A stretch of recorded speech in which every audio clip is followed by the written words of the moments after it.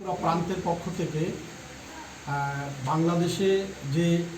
গত 7 দিন বা 10 দিন ধরে যে অরাজকতা চলছে,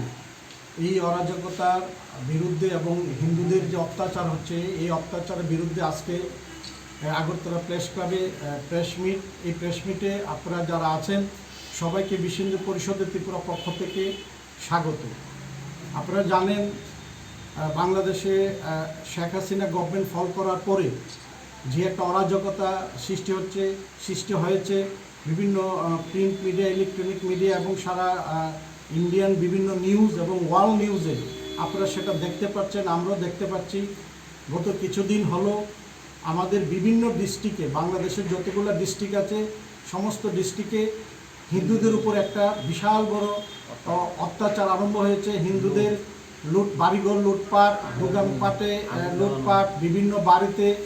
আগুন জ্বালিয়ে হিন্দুদেরকে একটা ভয়ভীতি এবং বিভিন্ন মারধর করে এদেরকে একটা বিশাল খারাপ পরিস্থিতি তৈরি করে ফেলছে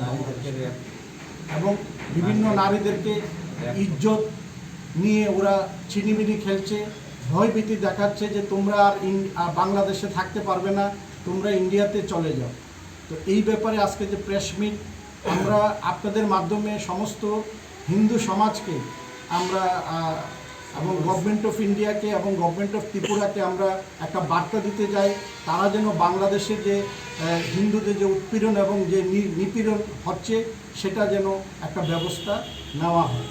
আপনারা জানেন আমাদের কেন্দ্রীয় অধিকারীর সাথে আমরা ঘন ঘন মিটিং করছি, ওনা আমাদেরকে বলছে যে দেখো এটা একটা পররাষ্ট্রনীতি, এক কান্ট্রি আরেক কান্ট্রির ব্যাপার, সেখানে গভর্নমেন্ট অফ ইন্ডিয়া ব্যাপারটা লুক আফটার করছে এবং আমরা প্রচণ্ড প্রেশার ক্রিয়েট করছি গভর্নমেন্ট অফ ইন্ডিয়াকে যাতে হিন্দুদেরকে একটা সেফ সাইডে নিয়ে যাওয়ার জন্য এবং যাতে অত্যাচার না হয় এবং নিপীড়িত যাতে না হয়, তার গভর্নমেন্ট অফ ইন্ডিয়া যেন বাংলাদেশের যে বর্তমান যে নতুন গভর্নমেন্ট গতকালকে ফর্ম করেছে ডক্টর ইউনূসের নেতৃত্বে, ওনাদের সাথে কথা বলে হিন্দুত্বের জানমাল সম্পত্তি হিন্দুদের যেন রক্ষা করা হয়।